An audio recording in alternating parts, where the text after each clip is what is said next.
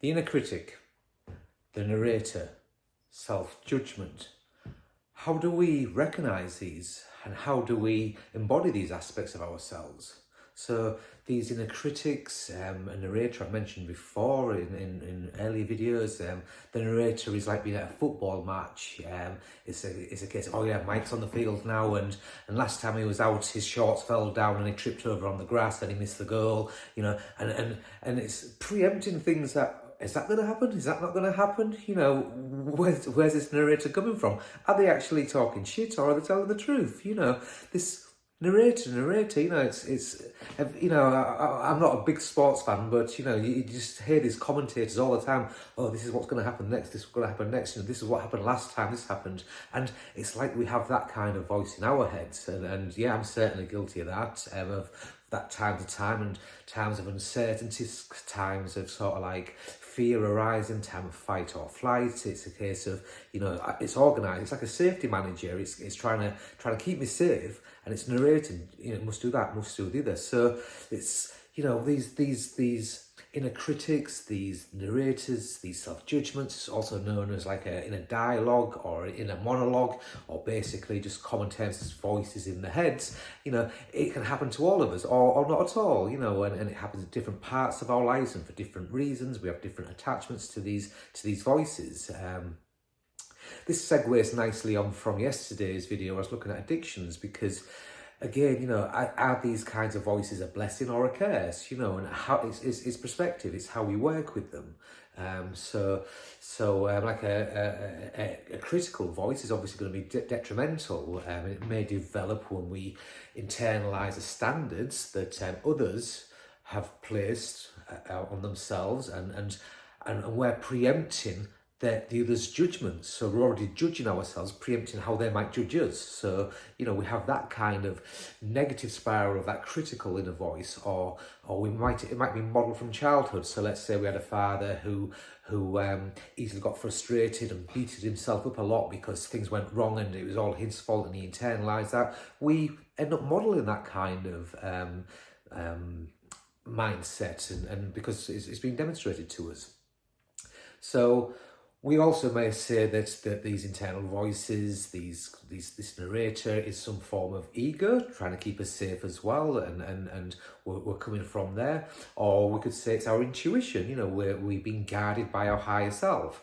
I mean, typically the ego will want to be louder, and the inner guide or the intuition might be quieter. But again, it's getting that balance right. It's being able to recognise, you know, from that sense of integrity, from that body wisdom of knowing what is speaking to you. Is it your ego trying to keep you safe? And sometimes it does a good job, but sometimes, you know, there's no saber-toothed tigers, there's no threats like that. You know, we don't need to be retreating every 5 minutes. And the threats nowadays isn't, you know, the saber-toothed tiger, it's the threat of not being liked on Facebook, or not feeling appreciated because you're not got the latest fashion or the latest iPhone, or you know, you're not conforming to this, that, or the other. You know, these kind of BS kind of things, that appearances. So it's not even the same threat, but yeah, the ego might want to dominate and run the show. Whereas if we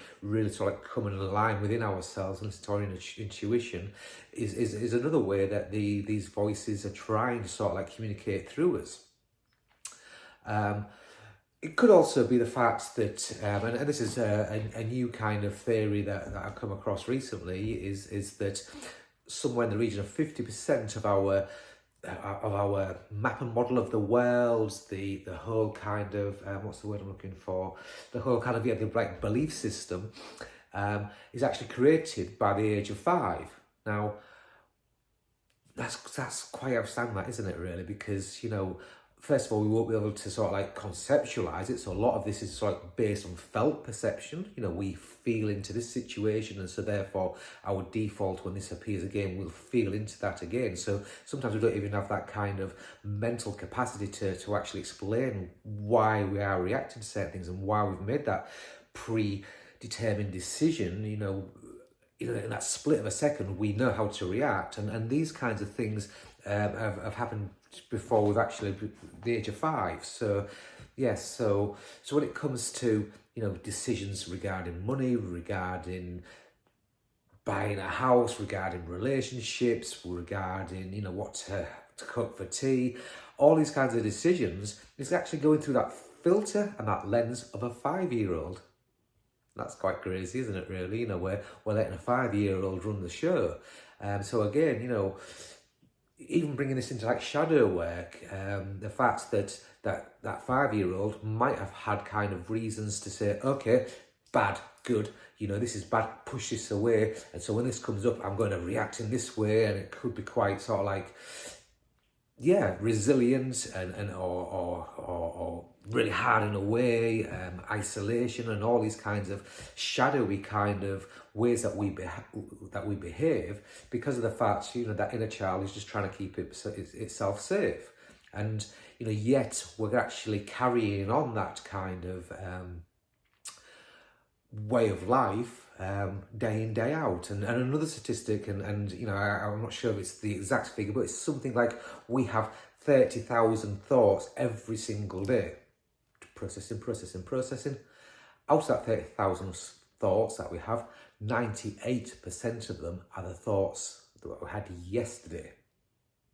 And out of those kinds of thoughts, there's a high percentage, good 90% of those thoughts are actually negative thoughts. So we're actually recycling those kinds of negative thoughts and emotions, and and again, if that's from yesterday, and yesterday is from yesterday, and yesterday is a photocopy from yesterday, and photocopy from yesterday, it's not long before we're back in childhood. And again, this model of the world and these belief systems to have actually been kind of gelled in before the age of 5. It's no wonder there's so many adults who look like adults but behave like children, and no wonder there's so much like herd mentality.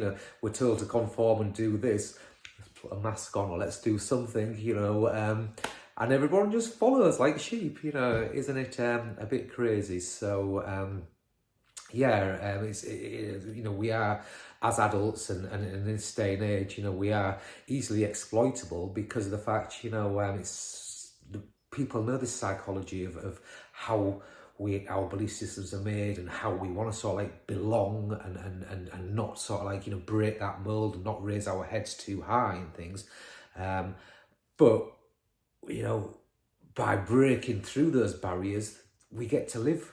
And we're here to live, we're here to experience, we're here to self-actualize, to be self-fulfilled. But yet, there's so many kind of ways that society, or ourselves indeed, keep ourselves small and we don't grow, we don't evolve. So this critical inner voice may represent an internal kind of energy, and it may be thought of as a threat to our self-actualisation and self-fulfillment.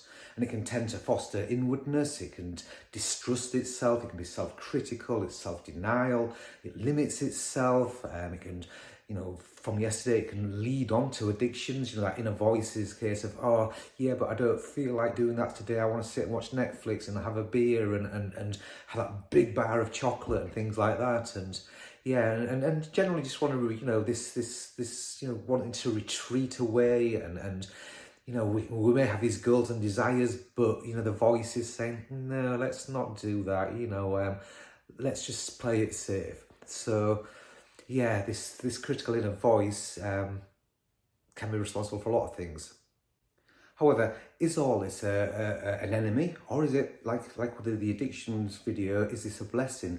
Is it a way to find that kind of inner stuckness, and by bringing that shadow self to express, what it's actually feeling, being able to recognise and have awareness of that inner critic or the dialogue, what is it actually saying, and is there a way to actually crack that code and actually, evolve from there? So another thing we talk about the whole childhood is that, in that felt perception, we're born, we're well connected to source, we're well connected to our intuition, but yet, we start modelling parents, caregivers, those influences, and we start questioning things, and before we know it, we're saying, oh, here I am, but now I am alone, and I am, and this is me. So I am, and I am lonely, I am separated. And from there, a whole story unfolds and unfolds and unfolds. And so if my parents aren't around or I'm by myself, I'm not worthy of being loved. I'm not valued, I am not enough, I must conform in this, or I must seek attention by doing this. And, when I talk about these kinds of 50% of the map and model of our world and our belief systems being by the age of 5, we're trying to grasp for those kinds of meanings. And again, being in an environment where our parents only got taught by their parents and, so on and so on, it's, we didn't have the knowledge, the wisdom, and there is more and more kind of people awakening. There's more of this information about there, so healing can be done generationally, forwards and backwards for this. But there is a lot of work. So I kind of digress a bit there, right? So just in general, for the inner voice, the critic, it's been kind to ourselves. It's trying to listen to what the inner critic or the inner dialogue is trying to say. It's trying to sort of like find meaning from that, and it can be a challenge. But we need to learn to embrace our imperfections. We need to practice self-compassion to ourselves, and try and foster that more healthier, more positive relationship. So there's 5 things of how to change that negative voice. It's to recognise your negative thoughts, so by able to recognise them when they come up, and to look for evidence to say, is this true or isn't this true? What kind of social proof to say, is it that I'm not confident, for example? I don't know how to talk to a beautiful woman in the local coffee shop, for example. Well, is that true? Is that always true?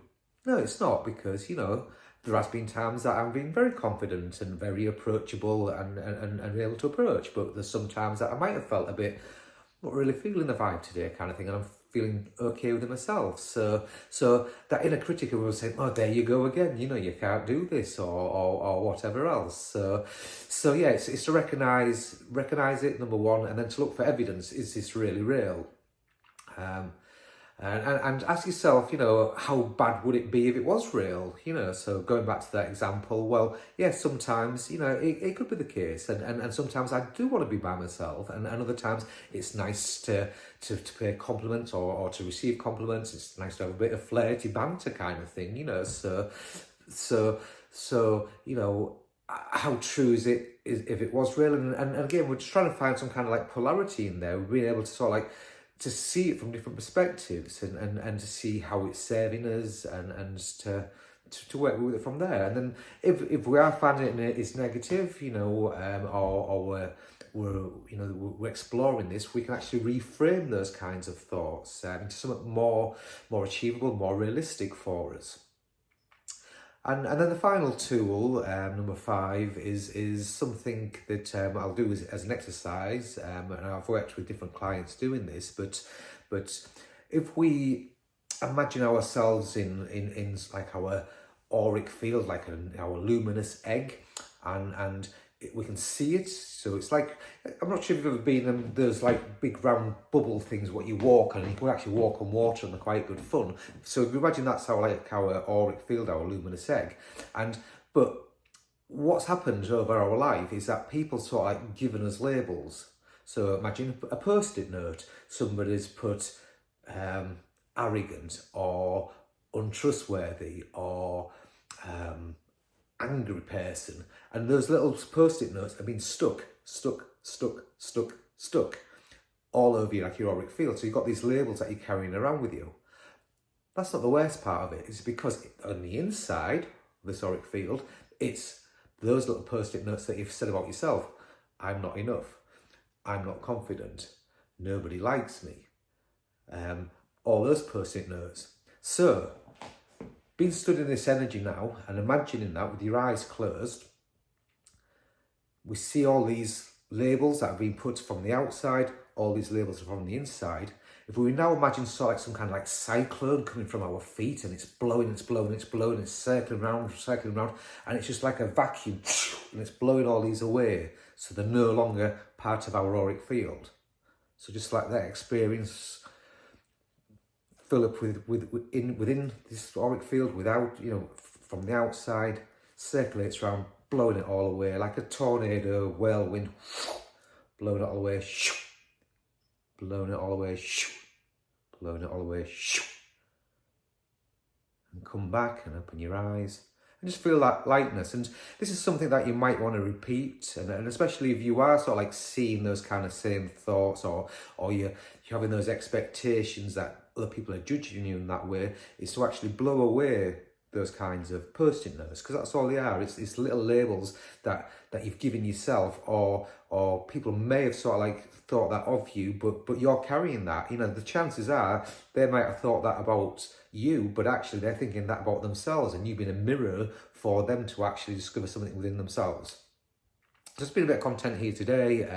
Hope all that made sense. As always, please leave any comments, any feedback, let me know what your thoughts are, and lots of love to you all, and I will see you on next video. So ciao for now.